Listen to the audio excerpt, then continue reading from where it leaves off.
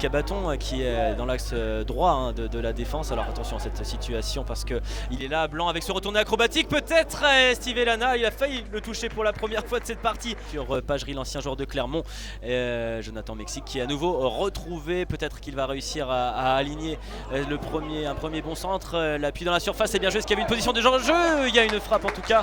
La défense de Cholet pour l'instant ne se laisse pas avoir sur les ballons aériens. Mais attention à Dutournier qui va pouvoir armer sa première frappe. Et c'est peut-être la première situation véritablement cadrée sur cette relance un peu approximative de la part de Cholet.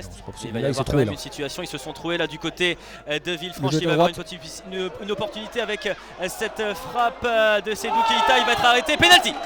Penalty, c'est Keita là qui a mis la défense de Villefranche sans dessus-dessous. Gardien du Red Star, Alexis Sauvage face à Kevin Rocheteau, le pied droit, c'est parti et c'est sûr, c'est un contre-pied, c'est sûr, le côté droit, la partie droite donc qui n'était pas gardée par Alexis Sauvage. L'ouverture du score ici à Cholet de la part de Kevin Rocheteau, l'ancien meilleur buteur de National la saison dernière. C'est la mi-temps entre le SOC et le Football Club de Villefranche-Beaujolais, vous le voyez à l'écran, Cholet 1, Villefranche 0. Possibilité peut-être pour retrouver Agounon ou Ndia, il avait le choix à l'instant. Blanc et finalement l'orientation du jeu c'est pour Ndia et le centre à destination d'Othman Dadoun. Ça va revenir sur l'autre piston. Agounon, le centre du droit, attention ça traîne dans la surface, la tête elle est au-dessus malheureusement pour Thomas Robinet, l'ancien joueur de Sochaux. Bon, évidemment Alain Pochat il tente des coups sur cette partie avec ces trois changements initiés les uns après les autres. Ce centre, il y a du monde dans la surface en tout cas, attention parce que le ballon il va traîner, la frappe de Maxime Jas, ça traîne dans la surface encore une fois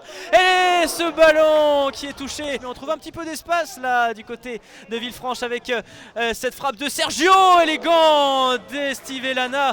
Il se montre une fois encore décisif en l'espace de 2 minutes. Attention ce ballon qui est encore perdu, Maxime Jas il va peut-être avoir la possibilité de trouver un partenaire, c'est Othman Dadoun à l'entrée de la surface, peut-être qu'il va pouvoir se mettre en position de frappe. On va se retrouver légèrement excentré sur le côté gauche, la frappe, le centre pardon, et Steve Elana qui a du mal, et le but de Bénédicte à l'arrivée, il n'était pas en position d'hors-jeu et on la voit, l'égalisation sur une erreur défensive et encore une fois les joueurs de Cholet qui se font rejoindre au score après la première journée contre Pau. C'est la fin de cette partie, un partout entre le SOC et le SO Cholet et le FC Villefranche Beaujolais.